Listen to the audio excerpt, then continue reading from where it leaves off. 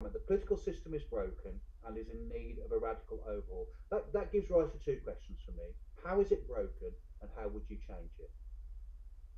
Well, I think one of the big issues in terms of the West Midlands mayoral position is that the position got created in 2017. Between 2015 and 2017, the government set it up. May 2017, we had that first election. There's about 2 million voters in the West Midlands.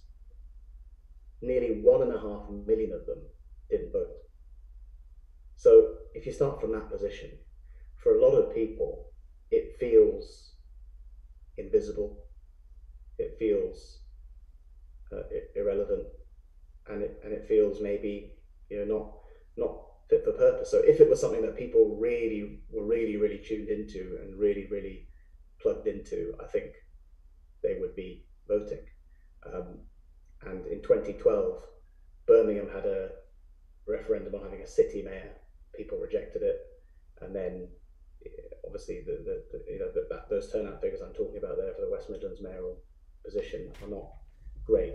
So I think that's one way in which it's broken. A lot of people have just tuned out because politics at its best is the way that we improve our quality of life.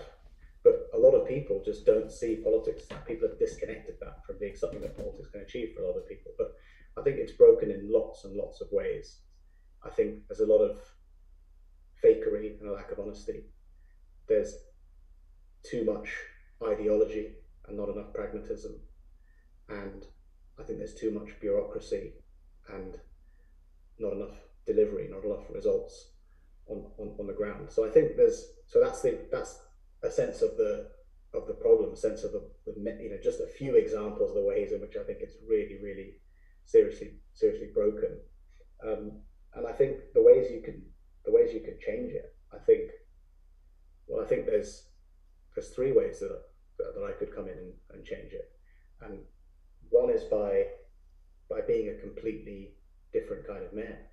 The West Midlands is one of the youngest and most diverse places in Europe and even in the world, and we don't see that reflected at leadership level. And I think the way the mayor's office works currently, it's tucked away in a building that is not particularly recognisable. I think one great way to symbolically show that you're relevant is to move the mayor's office to a landmark location, like the Library at Birmingham, like Grand Central. One suggestion I've made in this campaign, in some of the debates already, is that the old John Lewis building in the station should be turned into Station B. So President Macron in France, he set up a great space, innovation space, community space called Station F. I think we should have Station B.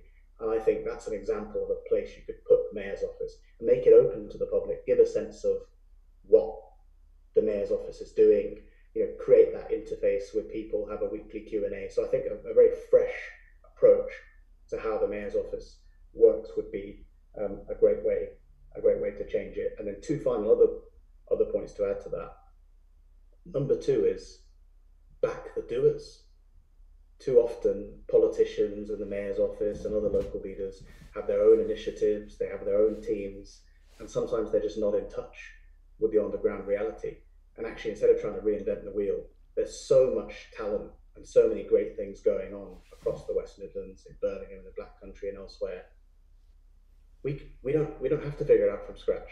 We can tune in to what's already going on out there and actually back those people, fund those people, invite those people into the conversation and say, well, you've been working on this for 10 years, 20 years. Let's give you some shine and some budget and put you in charge.